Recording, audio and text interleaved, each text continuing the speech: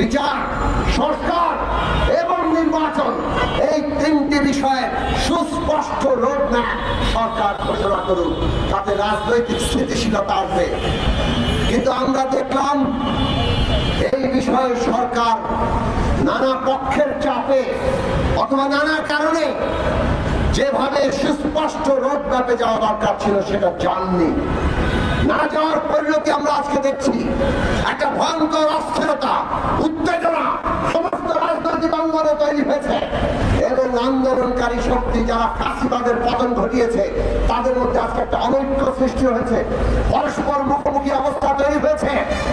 মনে রাখবেন, এই পরস্পর বিরোধের মুখোমুখি অবস্থা কেবলমাত্র ফ্যাসিস্ট শক্তি তাদের দেশি বিদেশি মিত্রদেরকেই সহায়তা করবে। শহীদের রক্তের উপর আমরা দাঁড়িয়ে আছি, রক্তের দাগ এখনো শুকায় নাই, কাজেই আমাদের ঐক্য কোনোভাবেই ভাঙতে দেওয়া যাবে না।